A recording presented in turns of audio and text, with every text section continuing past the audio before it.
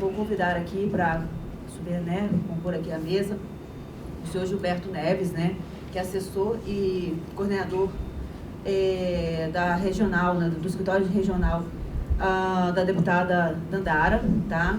Ele é ex-secretário de Cultura de Uberlândia e ex-coordenador municipal da Afro-Racial, autor do livro Cenas Urbanas e o Amor, advogado e professor de História. E ele vai falar um pouco sobre o papel dos gestores para a captação e os recursos para as políticas culturais, né?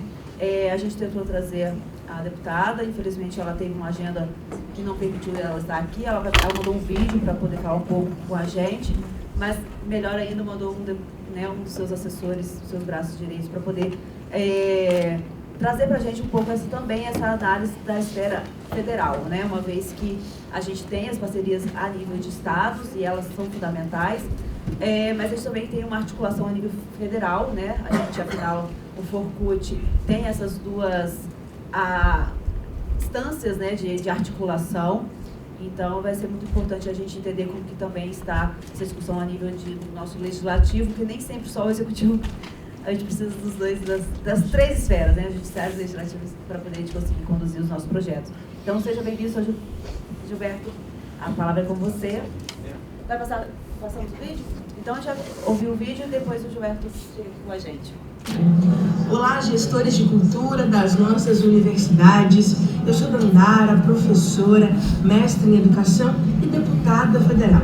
Estou passando para saudar esse encontro e reafirmar o compromisso que a gente tem com o fortalecimento da cultura nesse país.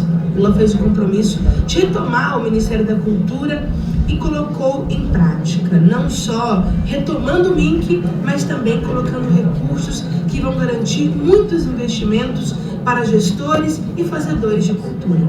Mas nós temos ainda o compromisso de garantir que na educação a cultura também seja uma prioridade, tanto no campo da extensão, no campo da pesquisa, no campo do ensino. A cultura fortalece muito as nossas instituições. Conte com o nosso mandato para articular recursos, emendas, para articular projetos, para que a gente consiga ter editais específicos voltados para a cultura no âmbito da educação e que a gente saia desse momento também fortalecidos orçamentariamente. Nós sabemos o tamanho do desafio que nós temos para concluir obras inacabadas, para conseguir retomar planos de expansão, para conseguir alocar recursos em infraestrutura e também em investimentos. O nosso mandato está aqui firme na Comissão de Educação da Câmara dos Deputados e também articulando com o Fórum de Reitores, de pró-reitores, porque nós sabemos que a saída ela é coletiva. Está aí participando desse encontro o Gilberto Neves, nosso coordenador regional do mandato, e nós seguiremos firmes nessa atuação. Contem com a gente, um forte abraço. Bom dia, pessoal. Bom dia. Primeiramente, cumprimentar vocês, gestores de cultura das universidades federais, estaduais, institutos federais, que estão participando aqui nesse Forcult. Acho de fundamental importância essa discussão, essa preparação, vamos dizer assim, e também parabenizar, né, a Pró-Reitoria de Extensão da UFPM e a Mídia, Extensão e Cultura da UFPM pela realização deste evento durante essa semana. A Dandara falou, mas queria explicar que ela viria, ela teve que ficar porque ela é relatora do projeto de revisão da lei de cotas. E o presidente lá, que vocês sabem como é que era, o Lira, né, pressionou ela para poder entregar o relatório. Ela está com uma agenda de debates, e aí ela teve que ficar em Brasília e caiu toda a agenda, que tinha Uberaba, nós íamos para Sacramento hoje, e outras cidades também, caiu tudo, ela teve que ficar. Então queria justificar, nós tínhamos falado com a Cidinha que ela estaria aqui com muito interesse, né? E a Dandara é uma defensora das universidades. Então, mas a gente fez questão de estar aqui para contribuir nesse debate. E creio que durante essa semana vocês já debateram bastante, já tiveram muitas informações, e vocês mesmos, pelas experiências de vocês, já têm muitos conhecimentos. Eu vou me colocar aqui na posição de quem vem trocar informações e diálogo. Só um rápido em formação. Eu, antes de ser militante político, além de ser secretário de Cultura, já fui vereador, eu tinha militância na cultura, né? Na literatura, no teatro, sou membro congadeiro, né, lá em Uberlândia, no Teatro de Congo, Estrela Guia. Então a gente tem uma vivência na cultura e também na política. Eu creio que isso é importante nessa hora dessa discussão. Então, eu queria fazer um preâmbulo inicialmente dizendo o seguinte: da importância dessa discussão dos gestores para poder, dentro dessa ideia, né, de capilarizar a formação e a difusão cultural, a captação, a gente ter cada vez mais presente de que a cultura é uma dimensão fundamental na construção social, na construção política, na transformação. A gente acha que está conseguindo, apesar desse período da extrema-direita no poder, que é anticultura, anti-ciência, anti-educação, anti-universidade, apesar de tudo isso, nós estamos avançando numa discussão muito importante, que cultura não é entretenimento, né? Não é favor. Cultura é direito fundamental. Quando fala em direito fundamental, ele está equiparado à saúde, educação, assistência, desenvolvimento social. Então, é lógico que é um peso informativo, um peso orçamentário diferente, a gente sabe, mas tem que ser visto como direito fundamental, e é por isso que as universidades têm que cumprir um papel nisso. A outra questão que é importante, daqui a pouco eu vou trazer isso, é quebrar as hierarquias em arte e cultura. Porque sempre que vai distribuir recursos financeiros, lá na ponta existe ainda uma hierarquização, porque alguns têm facilidade de chegar aos recursos, de se preparar para poder obter os recursos, e outros não têm. E pode parecer que é incapacidade, mas não é. É uma lógica de funcionamento da distribuição dos recursos, que é muito uma lógica empresarial, porque a legislação que embasou toda a discussão hoje de projetos, ela vem lá da década de 90, do governo PSDB, quando eles criaram uma legislação que copiou algumas exigências para que as empresas possam captar recursos nas licitações, nas relações com o poder público. Então, meio que importou essas coisas e colocou para uma lógica quem faz cultura, né, que não tem a mesma estrutura, vamos dizer assim. Então, acho que estamos quebrando essas hierarquias. E a outra questão, que é fundamental, é que a gente saber diferenciar quando você tem uma perspectiva liberal de gestão da cultura e uma perspectiva social e democrática. Porque a perspectiva liberal sempre quer fortalecer o mercado e não está preocupado com quem está lá na ponta ou no Brasil profundo, nas periferias, e não se preocupa em colocar recursos para isso, né? Então, essa é uma questão que eu acho que é fundamental para a gente ter como preâmbulo. Mas então, entrando mais nessa discussão sobre como capilarizar, nós vimos aí que está em discussão muito forte a implementação da Lei Paulo Gustavo, né? Já temos o Fundo Nacional de Cultura, temos os fundos estaduais, temos as leis de incentivo à cultura, e eu acho que os gestores das universidades, dos institutos federais, podem se atentar em como que eles vão ajudar a comunidade a acessar esses recursos. Porque uma das coisas que entrou no programa de campanha da deputada Dandara é que a gente quer, principalmente, como ela vem da periferia, é uma pessoa ligada à luta contra o racismo, em favor da cultura brasileira e das culturas periféricas, hip hop, outros, funk, etc. Então, a gente tem uma percepção de que esses setores, eles têm mais dificuldade de acesso. Porque nós temos que enfrentar essa lógica de que o cara tem que preparar um projetinho ipsis literis dentro daquelas recomendações, e aí ele não sabe fazer como é que ele pode proceder.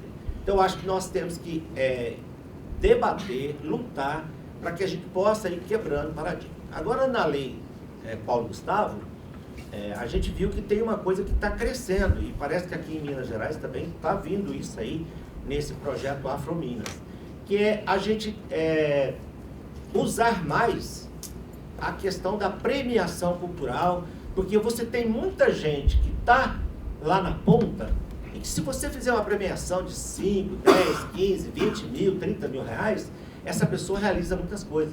E aí não precisa se prender àquela enorme burocracia de prestação de contas. A gente está vendo lá em Uberlândia, falou aqui do meu livro, eu sou beneficiário do PEMIC, né, do Programa Escola de Incentivo à Cultura de Uberlândia, e a gente vê, está aqui até o Molina, aqui, que foi o colega lá do Conselho Municipal de Cultura e Políticas Culturais de Uberlândia, e a gente vê que essa questão da renca burocrática, muitas vezes complica a vida das pessoas.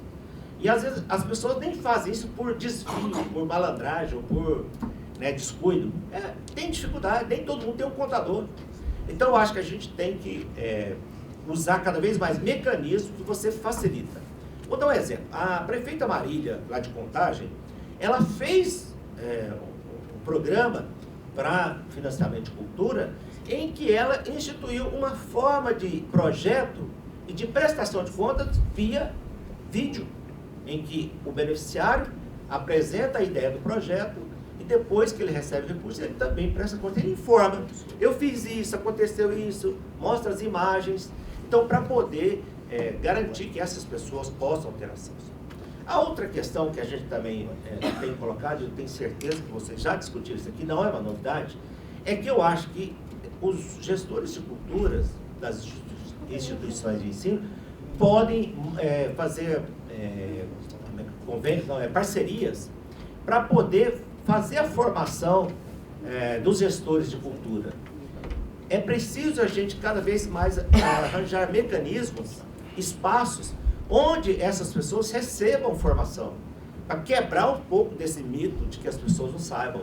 Eu acho que isso, inclusive, como nós estamos tratando de instituição de ensino e de formação, eu acho que isso aí é uma pegada muito interessante, que é ajudar, mobilizar esses pessoal, que nem o Luiz Mundinho estava falando aqui, da quantidade que nós temos aí de folia, de congado, né?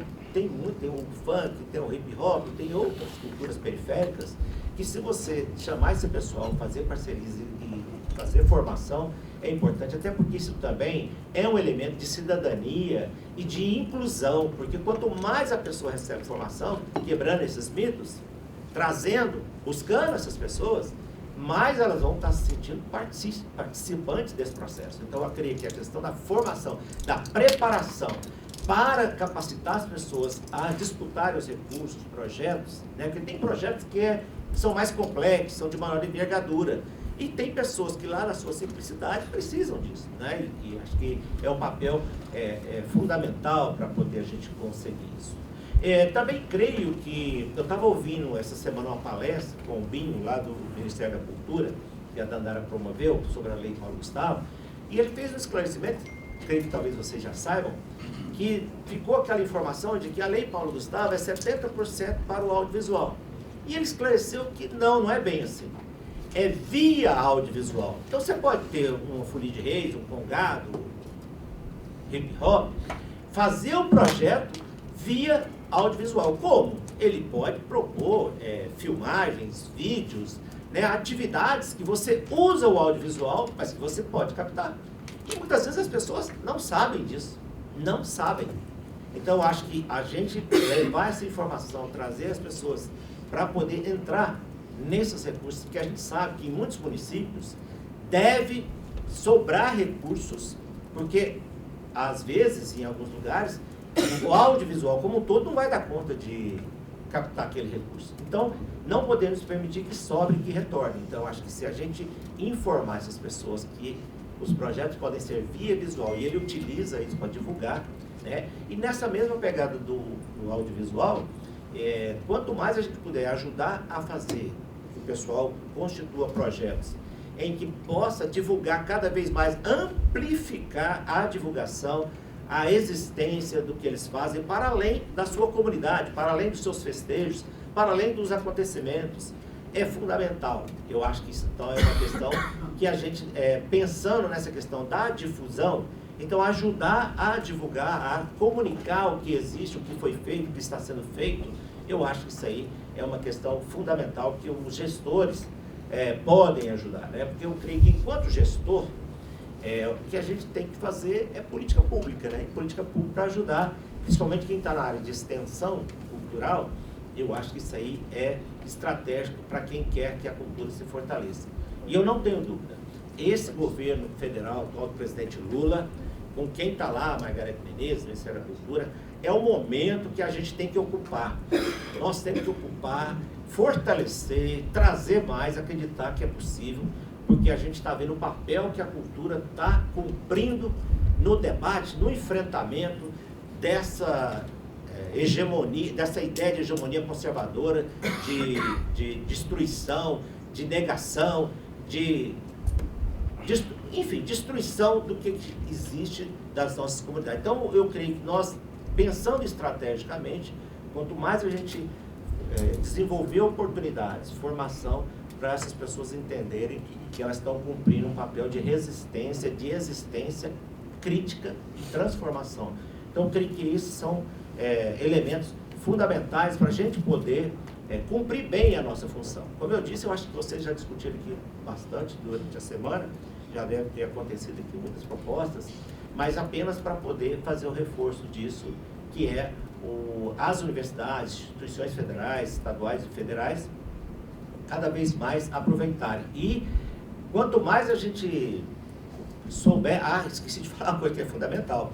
Essa experiência, eu também já trabalhei com o deputado federal Gilmar Machado, e na época eu trabalhei com ele muitos anos. E a gente teve uma relação muito grande com a Universidade Federal de Uberlândia através das emendas. As emendas parlamentares. Então, acho que cada um na sua região tem que chegar nos deputados para poder trazer esses recursos, né? Lá em Uberlândia, felizmente, o reitor que estava na época, os pró-reitores de extensão, tiveram esse interesse em desenvolver a parceria. Então, acho que lutar pelas emendas parlamentares, seja qualquer que for o deputado, trazer para as instituições e desenvolver isso com a comunidade, também é uma via de crescimento, de ampliação dessas oportunidades. Então, eu queria dizer isso, a questão das emendas parlamentares, temos que discutir. Inclusive, a deputada Dandara, já nós estamos pensando, nós vamos soltar edital, então nós vamos fazer a distribuição das emendas na forma de edital, e é provável que a gente vai fazer específico, porque ela apresentou o projeto criando o Dia Nacional do Congadeiro, da Congadeira e do Reinadeiro, que é para poder, no dia 7 de outubro, ser firmada essa data como valorização dos congadeiros. E aí nós vamos fazer também, para poder mobilizar, nós inclusive vamos fazer uma plenária virtual agora, final de junho, depois vamos fazer uma audiência presencial lá em Brasília, vamos bater caixa dentro do Congresso. Ela também vai soltar um edital específico do Congado, vai soltar para a questão das religiões de matriz africana, para a capoeira. Nós estamos discutindo de ter, na questão da cultura, a gente poder, claro que cada parlamentar, cada deputado tem uma identidade, mas a gente está pensando nisso, em ter um edital específico, inclusive em Minas aqui está saindo o Afro Minas, que parece que vai sair alguma coisa para as religiões de matriz africana. E a última coisa que eu queria falar, está meu tempo? Acabou? Desculpa. Não, mas termina. Última coisa. Eu vi na programação que vocês trouxeram uma pessoa aqui para falar sobre territorialização de religiões de matriz africana. Eu acho que a gente tem que entender a nossa relação com essa questão das religiões de matriz africana como uma luta contra o racismo. Não é questão de... Eu sou ateu, por exemplo, eu não tenho religião nenhuma, mas a gente tem um compromisso fundamental porque é uma religiosidade muito perseguida. Então, ajudar esse povo a se firmar, a existir e poder existir, é uma luta contra o racismo. Nesse sentido, a gente fez um projeto no município, e aí acho que talvez pode ser feito esse debate, que não sei se você já ouviu falar do tal do território sagrado.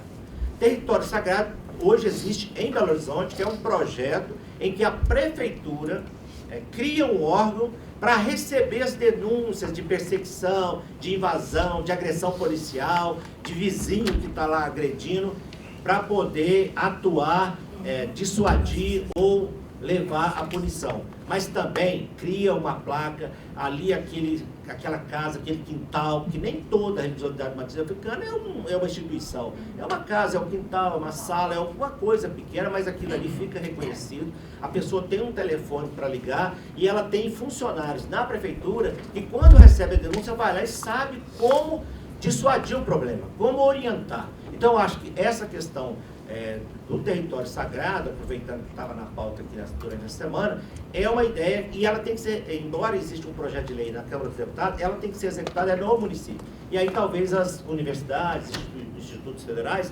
possam fazer esse debate para ajudar né, o pessoal das religiões de matriz africana a se proteger, a se defender e existirem. Então, gente, é isso. Como eu falei, é um diálogo, é uma troca de ideias. Agradeço muito a oportunidade e estou à disposição. Eu vou até convidá-los, né, tanto o professor Luiz Gustavo quanto o Eda ficar aqui com a gente para fazer uma rodada de conversa. A gente tem ainda alguns minutinhos para concluir. Com relação à fala do Luiz, é bem interessante, porque eu acho que também a gente tem a questão de uma mão dupla, né? Eu vejo que muitas vezes a gente é surpreendido com algumas discussões que acontecem e chega a votações nas instâncias legislativas que a gente fica muito rendido.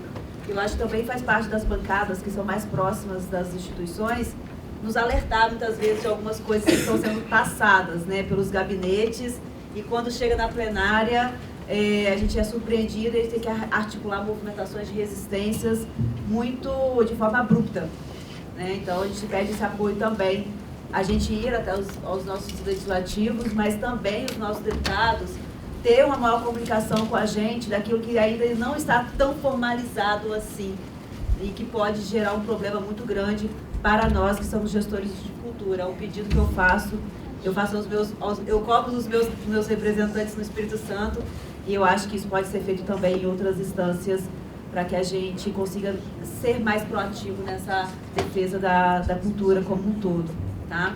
Eu quero fazer uma conversa aqui com o Luiz Mundim. Já até te mandei um e-mail dali para cá. Agora? Exato, só rapidinho. Eu tenho um apelido de tartaruga da capoeira, mas na verdade é só rapidinho. Já mandei. Aqui, mas não, brincadeira, sim, mas é só para reforçar o nosso interesse em manter um diálogo diretamente com a Secretaria de Cultura do Estado. Eu coordeno aqui no Forcult o GT Parcerias Interinstitucionais, então tem tudo a ver. Acompanhei as discussões ali junto com Mencarelli, Molina, né, num passado remoto aí. E também sou professora de uma IFES do Sudeste, que é o FOP, e existem muitas possibilidades de articulação entre os projetos em curso, as atividades em curso, né? E há uma necessidade que eu percebo também e o interesse da universidade se aproximar das discussões, especialmente do Estado, assim, né? E aí eu queria lhe perguntar, eu me perdi num slide aí, quando você disse sobre a pós-graduação junto à UENG. Ela já está em curso? Está em curso. Obrigado, vou estar atento ao seu e-mail lá. Acho que a gente tem muita coisa para conversar e essa pós-graduação já está em curso. Ela foi formatada ao ano passado, a gente está na segunda turma agora já, começo da segunda turma. Ótimo. E é junto com o observatório, com o professor Márcio Bob? Não. O que acontece? Então, é sempre importante se esclarecer. A gente tem duas... O IEFA é vinculado à Secretaria de Cultura. Né? Então, você tem aquilo que eu mostrei... UENG, né? O IEFA também. Ele é vinculado à Secretaria de Cultura. É uma autarquia, né? E aí, essa proposta que eu apresentei aqui, ela é do CONSEC, da Secretaria de Cultura, do qual a gente também faz parte, né?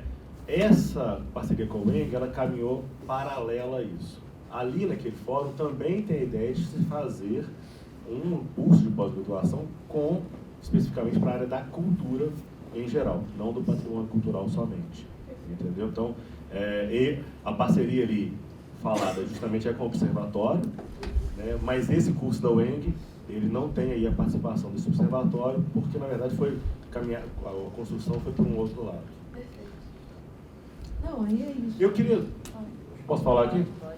Gilberto falou aqui, eu esqueci de falar, vou me puxar a orelha, né? A gente está com o edital aberto, Afro-Humanidades, tá? No IEFA, entre na página do IEFA aí, para premiação de mestres, né? Um edital construído com a comunidade. A gente está com 2 processos de registro aberto, um dos territórios de Axé e Fé, da religiosidade de matriz africana, né? Em que a gente conta com a colaboração de todos para o preenchimento de um cadastro. A gente faz isso junto aos municípios, mas as universidades também são um ponto importantíssimo nisso, né? Dizendo onde estão, como são, e também do Reinados e Congados de Minas Gerais, né? Também um cadastro aberto, porque a gente entende que é fundamental o reconhecimento. Isso foi muito a partir do que a gente fez lá no Comunidade dos Arturos, falou da Marília, a gente esteve até com ela lá atrás, quando a gente fez o registro, né? Mas que é uma realidade que tem no estado de Minas Gerais como um todo. Então, são duas ferramentas também que a gente chama a sociedade civil, a população e as universidades para nos ajudar no levantamento, mapeamento. E, obviamente, isso depois se traduzir em salvaguarda, né? Em editais, em fomento para esses grupos. Você observou muito bem a dificuldade que tem e a presença do intermediário, né? Seja o intermediário nós, Estado, ou seja o intermediário universidades, e às vezes o recurso não chega na ponta lá, porque a gente tem que dar condições daquela pessoa da ponta fazer o seu projeto, prestar sua conta e executar. A gente teve exemplos aí de editais que o recurso ele ficava talvez 40% no meio do caminho, né, em termos de taxas, enfim, de uma série de coisas, e para onde ele deveria ir efetivamente não ficava. Então, são ajustes que a gente precisa fazer, ajustes importantes. Eu tenho uma particularidade em relação às leis de incentivo. A gente precisa começar a discutir novamente as leis de incentivo, e inclusive com relação à curadoria do que é ou não aprovado junto às empresas, né? Eu não entendo pertinente um recurso que é de isenção fiscal ser curatoriado por instituições privadas, né? Então, assim, acho que é uma discussão que a gente precisa debater, né? E às vezes a gente não debate isso porque, enfim, tem outras coisas aí também tão importantes quanto, mas é algo que a gente precisa porque não tem cabimento determinados projetos não serem alvo, porque determinada empresa não tem interesse, ou não tem. Isso é algo que precisa ser rediscutido aí. Espero que essa proposta lá no governo federal esteja pensando, porque eu acho que é um ponto fundamental, porque senão a gente acaba fazendo com que o dinheiro público seja gerenciado por privados, né? Eu não sou contra, absolutamente, acho que é um instrumento importantíssimo, só que é preciso que a gente discute isso de uma forma mais objetiva. Fábio, por favor. Alô? Eu vou fazer aqui, na verdade, um apelo. Bom, sou o Fábio Cerqueira, eu sou da Diretoria de Cultura da Unicamp, presidente nacional do Forcult. E eu vou fazer aqui, na verdade, um apelo. A cultura, a Lei de Diretrizes e Bases da Educação Brasileira, considera a cultura como um dos objetivos, uma das finalidades da educação superior no Brasil, né? Junto com a ciência, a tecnologia, a cultura. Para garantia disso, para materialização disso, as universidades têm desenvolvido, e é um movimento recente, suas políticas de cultura, seus planos de cultura, muito impulsionado por mais cultura nas universidades, mas que isso vem se construindo mais fortemente recentemente. E a relação com a área da cultura, das instituições com a área da cultura, com o Ministério da Cultura, com secretarias da cultura, é sempre muito voltado para a questão da realização de projetos, em começo, meio e fim, então participação de editais, Lei Paulo Gustavo, Lei Aldir Blanc, enfim, outras instâncias de criação sempre de projetos que atendem a alguma parte da demanda das instituições públicas quando a gente fala da cultura, né? Tem uma outra demanda que é a de ações permanentes e da própria gestão dos planos de cultura, que exigem um orçamento, exigem uma equipe, e que as áreas da cultura hoje nas instituições ainda não têm isso muito bem estruturado, né? Então o apelo que eu faço é que vocês ajudem a gente também a chegar nos ministérios e secretarias da educação, que é de onde vem o orçamento das instituições, para que a gente consiga discutir então uma matriz orçamentária que inclua a gestão cultural, já que a Lei de Diretrizes e Bases coloca já, desde vários anos atrás, a cultura como objetivo e uma das finalidades da educação superior. Exato. Eu vou dar de um momento para... Tem mais alguma fala? Molina?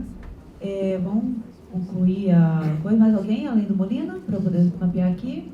Então, com a fala do Molina, se encerra-se as colocações. Eu vou dar 1 minuto, 2 minutos, 3 minutos para cada um concluir aqui e fazer as respostas. Pode ser assim? A gente já extrapolou nosso horário, pode ser? Então, bom. Bom dia, muito obrigado, Luiz, Gilberto. pelas falas de vocês e por terem conseguido viabilizar a vinda até aqui para conversar conosco. Eu vou tentar ser bem objetivo. Bom, primeiro que a gente recebe com muita alegria, Luiz, essa notícia, então, de que a proposição apresentada pelo Forcult junto ao Consec gerou alguma ressonância, né? Pelo que você apresentou, o formato que foi deliberado ele é um pouquinho diferente do que a gente havia sugerido, mas eu acho que, de qualquer maneira, a gente tem aí o trabalho de dialogar a partir dessa informação, especialmente junto com as instituições federais mineiras, que são as diretamente implicadas na proposição, e como a minha colega colocou, a gente vai conversar, né, Gabi? A gente vai chamar aí esse GT que propôs essa ação para a gente conversar sobre esse retorno. Provavelmente o Mencarelli, que é o nosso representante lá, já recebeu também esse dado, para a gente ver como que a gente se articula diretamente ao Conselho. Você mencionou sobre o ICMS cultural, e aí eu fiquei pensando numa questão que eu acho que não é uma particularidade da Universidade Federal de Uberlândia, mas que talvez de outras instituições. Essa coleta de dados para gerar o índice do ICMS que retorna para o município leva em consideração uma série de informações, inclusive o número, por exemplo, de museus existentes nos municípios, os acervos, as visitações, etc. Uberlândia é um município, é o segundo maior município do estado, e ele conta com um conjunto de 5 museus, caminhando agora para 7, que são gestados pela Universidade Federal de Uberlândia. Esses equipamentos não são tombados, mas eles gestam patrimônios, né, patrimônios dos mais diversos. Desse recurso que volta para o ICMS para o município, nada disso, por exemplo, chega até esses 5 hoje e daqui a pouco 7 museus da instituição. Se haveria, na legislação específica, a possibilidade de uma aproximação disso, que eu acho que isso resolveria algumas questões relacionadas às nossas dificuldades de fomento de financiamento das ações para o campo da cultura, especialmente relacionadas ao patrimônio cultural e que estão sob a responsabilidade das universidades. Gilberto, no primeiro dia, nós conversamos com a Maria Marighella, presidenta da Funarte, e ela nos fez uma série de provocações, e uma delas tem a ver com qual seria o papel das universidades, dos institutos, tanto nesse processo aí de uma revisão do Plano Nacional de Cultura, o Sistema Nacional de Cultura de um modo geral, mas também sobre o Plano Nacional das Artes, né? Ela nos provocou a pensar sobre isso.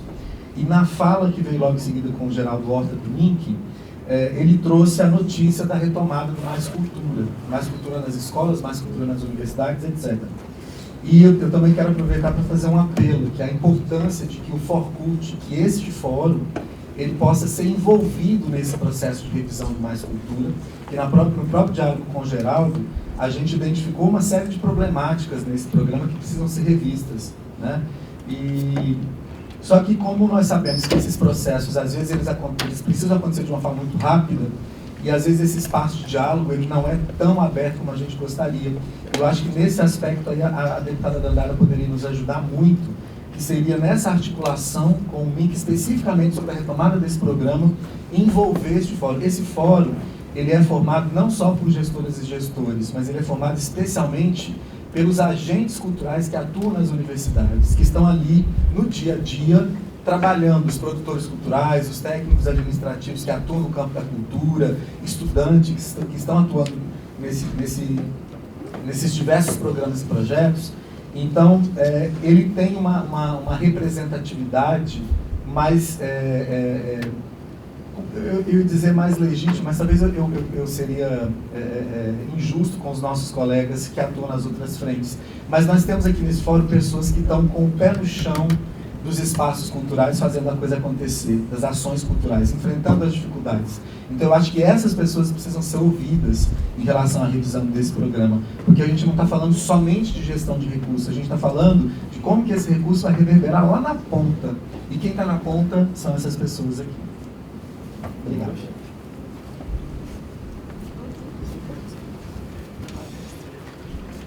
Bom, Molina, o que você falou, acho que coaduna um pouco com o que o Fábio colocou, que é a questão de como que as universidades, né, os órgãos de gestão cultural, podem ganhar uma dimensão e um apoio, né, e alguma diretriz para poder exercer melhor o seu papel. Eu, antes de dar uma opinião aqui, eu queria sugerir, vocês certamente vão gerar algum documento desse Forcult, eu acho que vocês poderiam apresentar amplamente aos parlamentares de cada região, aos reitores, né, para que mais pessoas estivessem sabendo dessa demanda, principalmente dessa questão de como que o Forcult e os gestores de cultura podem participar mais da discussão do Mais Cultura para que construa alguma linha política em que dê maior relevância às instituições de ensino federais e estaduais para poder cumprir seu papel de gestor.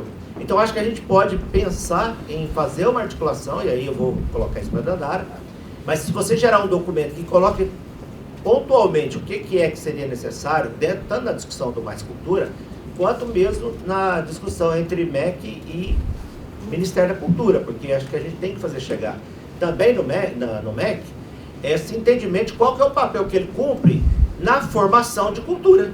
Então, que linha de financiamento e de diretriz política o MEC pode desenvolver, se já não desenvolve, mas melhorar isso para que as universidades, os institutos federais e estaduais, no caso estaduais são ligados aos governadores, mas para que eles possam exercer melhor a função e aproveitar melhor a dimensão da formação, que é ensino, né? Então, acho que nós poderíamos pensar numa articulação mais ampla, que passa pela discussão do Mais Cultura, e aí como que a gente, enquanto deputada, ajuda a chegar até lá e ter voz, e ter participação, e ter uma discussão real, para que algo seja produzido, para que algo aconteça, já que esse fórum aqui é nacional, e creio que aquele é do Sudeste, mas eu acredito que vocês vão passar isso para outras regiões. Eu acho que na medida que puder articular isso, né, para poder ter um peso maior, chegar na Andifes, acho que é importante que os reitores também tenham esse papel, que eles entendam que a questão da dimensão da extensão e da cultura tem que ter relevância, então chegar até eles também,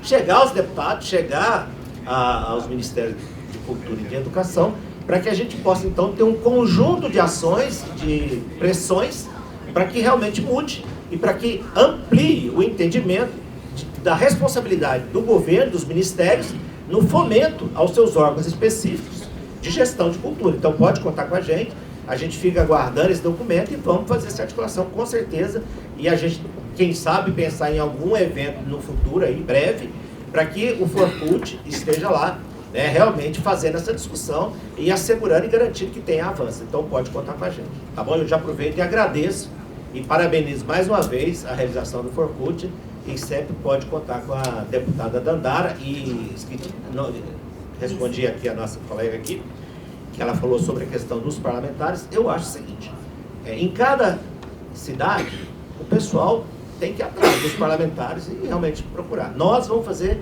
editais, para que realmente seja transparente, as pessoas saibam como que elas vão chegar aos recursos. Então isso a gente vai fazer. Agora eu não sei outros parlamentares se vão adotar esse critério, mas está aberto o nosso escritório em Brasília, na região, então pode procurar a gente, estamos sempre à disposição. Muito obrigado. Obrigada. Muito bacana, né? A gente saber que a gente tem alguns...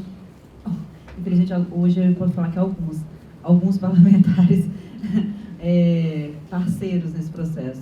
E aí eu vou dar a palavra para o professor Luiz para poder a gente responder e a gente está concluindo, tá bom? Bom, no âmbito do Estado, é importantíssimo, eu não posso falar em relação às universidades, obviamente, do Ministério da Cultura, mas é importantíssimo que a Secretaria de Educação e a Secretaria de Cultura aproximem-se em programas, né, tal qual esse do Mais Cultura nas escolas, enfim, e desenvolva efetivamente ações da educação também relacionadas com a própria cultura, e tem ali garantia de recursos, de verbas para isso, né? A gente sabe que a realidade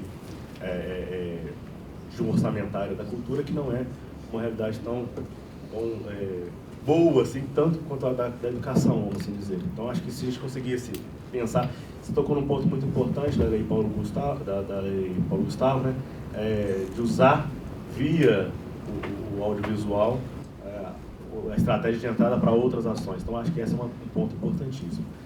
Com relação ao ICMS, aí só um esclarecimento mesmo, não é ICMS cultural, é ICMS patrimônio cultural. E isso causa uma confusão realmente muito grande, porque o critério estabelecido na lei de 1995, reformulado na lei de 2008, ele é o critério de patrimônio cultural, que é 1%, de 0,3% da arrecadação do Estado como um todo, e esse 1%, ele é dividido lá ainda, esse 3% é dividido para a parte da educação, para uma parte para o meio ambiente, para uma parte para o turismo, para uma parte para o esporte, enfim. Então nós estamos falando aqui de um critério que é específico. A ação de cadastro dos museus e das bibliotecas, ela é uma ação que o IEF coloca, que o Patrimônio Cultural, em apoio à Secretaria de Cultura, no sentido de entender e compreender onde estão localizados esses equipamentos. Mas a gente não consegue que esse recurso todo, ou parte dele, vá diretamente para lá. Por quê? Aí são 2 pontos. Inclusive, é importante, uma discussão que está acontecendo agora na Assembleia de Minas Gerais, que é a redistribuição dos percentuais desse ICMS. Então seria muito interessante que a área da cultura, ou até criar um critério cultura, se fosse o caso, ou do próprio patrimônio cultural, tivesse um aporte maior de recursos com relação a isso. Isso está sendo discutido na Assembleia do Estado de Minas Gerais. O que acontece? É um recurso de imposto do ICMS. Ele vai diretamente para o cofre do município. Não existe uma obrigatoriedade do prefeito investir naquele que deu origem a esse recurso. A gente sofre disso porque o patrimônio gera esse recurso, mas às vezes não volta para o patrimônio, porque não pode ser, não é um recurso já comprometido. O que a gente tem feito é que incentivado que os municípios peguem esse recurso e coloquem no fundo do patrimônio cultural. Porque colocando no fundo, para sair do fundo, a destinação tem que ser de patrimônio. Então é uma luta que a gente tem, né? E acho que é importante conhecer cada um dos prefeitos que tem, saber, a Fundação João Pinheiro define todos os meses qual que é o percentual de recursos que vai para cada um dos municípios, então estejam próximos aos conselhos municipais de patrimônio cultural, né? E, obviamente, se houver uma possibilidade dentro desse conselho, fazer com que esse recurso reverta-se para esses equipamentos, né? Nós não estamos falando de um recurso muito grande, tá, gente? Nós estamos falando de um recurso que ele é limitado para atender o patrimônio cultural como um todo, mas, obviamente, ele pode ser utilizado para esses equipamentos, desde que esteja dentro do plano do município, né? Desde que ele esteja vinculado à programação do Conselho Municipal e que o Conselho delibere para a utilização nesse equipamento X ou no outro. Não precisa ser tombado, ele pode ser apoio a uma ação que está sendo feita, né? Uma educação, não necessariamente precisa ser restauro, não. Ele pode, inclusive, às vezes até uma promoção de saberes, isso tudo é possível, né? Mas eu acho que a gente está inaugurando aqui, ou dando continuidade a um diálogo.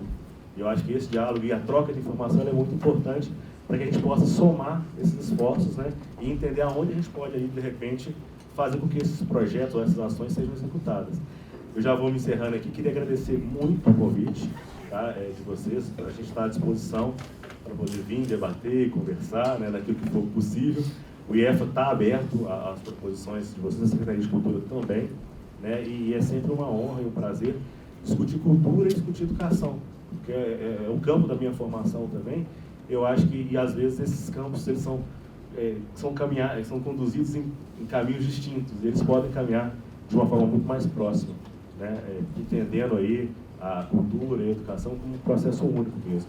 Então, agradeço demais e um bom trabalho para todos vocês aqui. Obrigado. O Forcut, né, fala o nome do Forcut Sudeste, a gente agradece as parcerias, a gente sabe que é difícil para todos os lados, né? A gente cobra de vocês, mas a gente sabe que o papel de vocês é também complicado. Eu acho que a palavra mágica desse evento está sendo parceria, né? A gente tem percebido que o Forcut nasce disso, nasce na necessidade de a gente fazer parcerias com a gente, né? Entre a gente e com outros colegas de outras áreas. Então, muito obrigada.